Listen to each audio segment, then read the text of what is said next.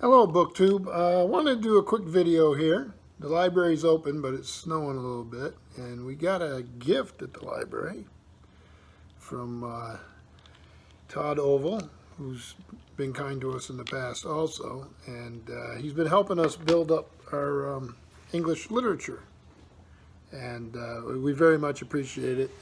I was actually had a later shift today, and I had one of my employees call me all excited. And it's a big old box of beautiful books, so I thought I'd show them to you. And thank you, Todd. The first one here, beautiful thing, the selected works of Virginia Woolf, Jacob's Room, Mrs. Dalloway, To the Lighthouse, Orlando, A Room One's Own, The Waves, Three Guineas, and Between the Acts. This is a Wordsworth Library collection. Very pretty. And it is... let's see here. They put it out in 2007. So, oh, it has some illustrations. I didn't see that. There we go. Very nice and very much appreciated. Then we have a Joseph Conrad compendium.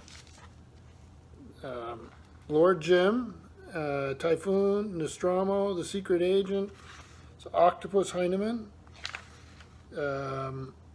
And this was published in, looks like 79. So this will be very nice. A little bit of, I'm a big fan of Conrad. Then I want to do these two together, so I'll actually do this next. Then we have an Everyman Library, Thackeray, Vanity Fair.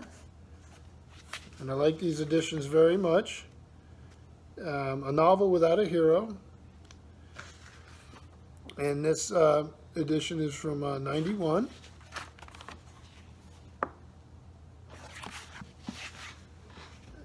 And a copy of Frankenstein with a really creepy cover.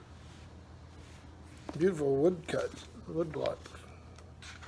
And this, obviously, Mary Shelley, Gramercy Books. Okay, the engravings on wood are by Lind Ward. Very attractive volume. And this was from 1988. And I like the size of the print on this very much. And then another beauty. I mean, look at the cover of this. The Sherlock Holmes collection, Sir Arthur Conan Doyle. Really, really pretty cover. And end papers.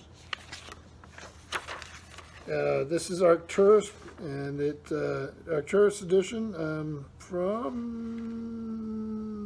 let's see, 2017. And it looks brand new. I mean, bright, bright, bright paper. So a lot of Hound of the Baskervilles, Sign of the Four, Study in Scarlet. Consulting Detective Mr. Holmes.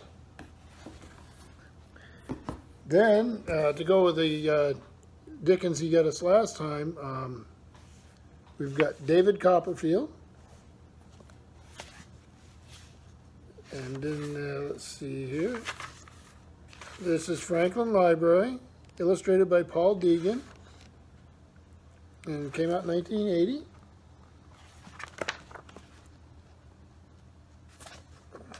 Love the illustrations. Yeah.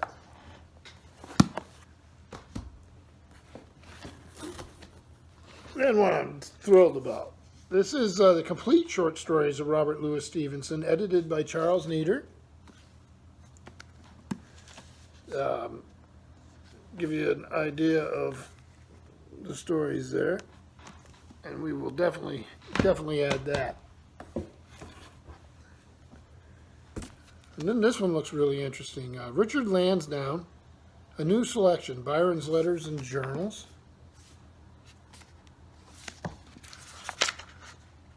And this was Oxford University Press. This is a very nice volume. They are from Leslie A. Marchand's 12-volume edition, but they're edited by Richard Lansdowne. And this came out in 2015. and it's quite I'll end up dipping into this myself. Fascinating character. I'll put this one aside too because I want to do them both at the same time. Then we have Anthony Trollope, the Warden. Now I've finally read my first Trollope, and I'm going to be reading more, that's for sure. And then we go back to Robert Louis Stevenson, and a nice edition here. I love these Reader's Digest editions of the classics. This is A Strange Case of Dr. Jekyll and Mr. Hyde and Other Stories. It comes with these beautiful end papers, the marbling.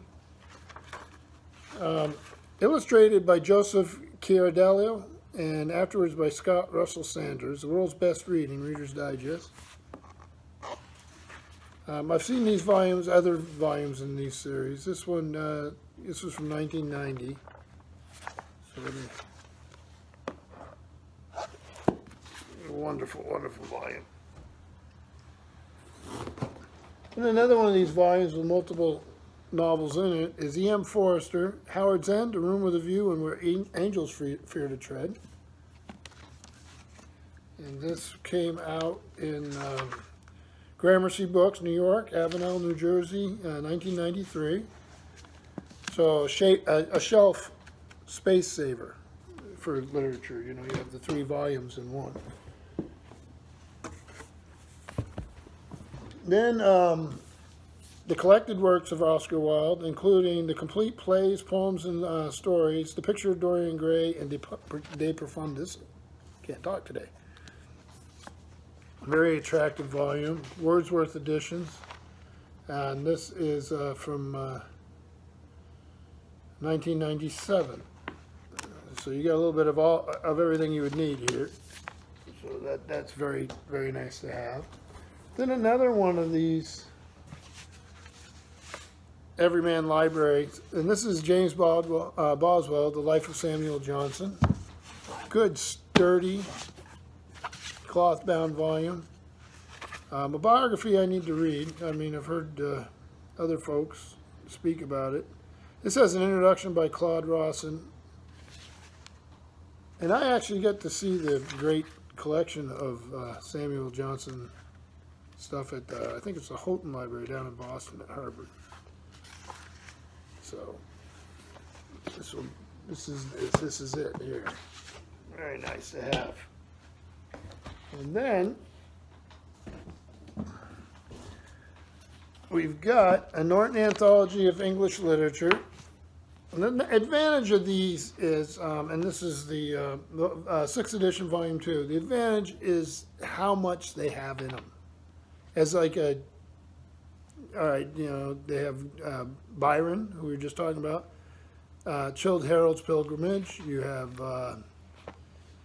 let me see here, Tennyson,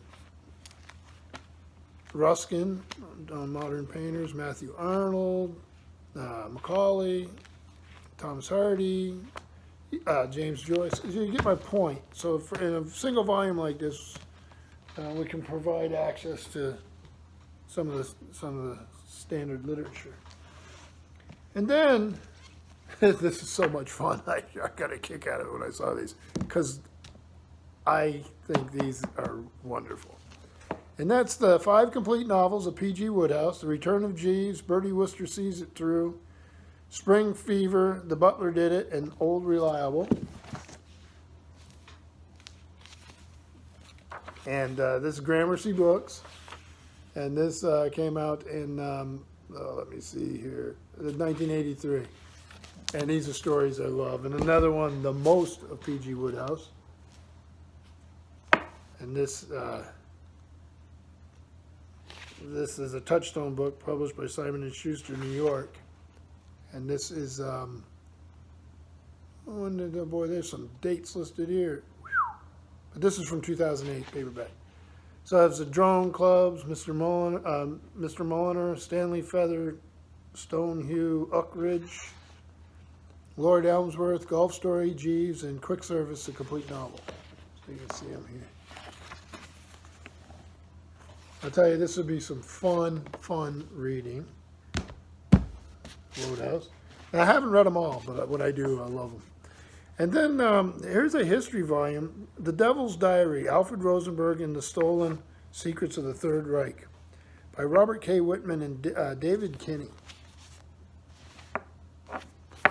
And this came out in, let me see here, this was at Harper, New York, 2017.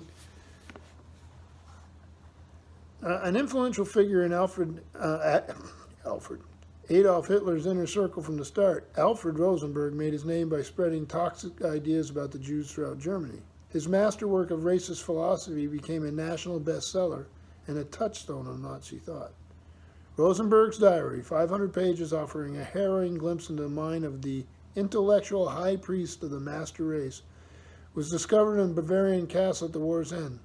Prosecutors examined it during the Nuremberg war crime trial, but after Rosenberg was executed, the diary mysteriously vanished. Sounds like an interesting story. So this is quite a haul. This was quite a box. And some beautiful, beautiful things and some wonderful titles. And Todd, we thank you very much supporting the library. And he's really single-handedly reinvigorated our English literature section, which makes me feel great. And I very much, again, appreciate it. So I just wanted to let everybody see what we got and the fun of opening a box. And thank you, BookTube.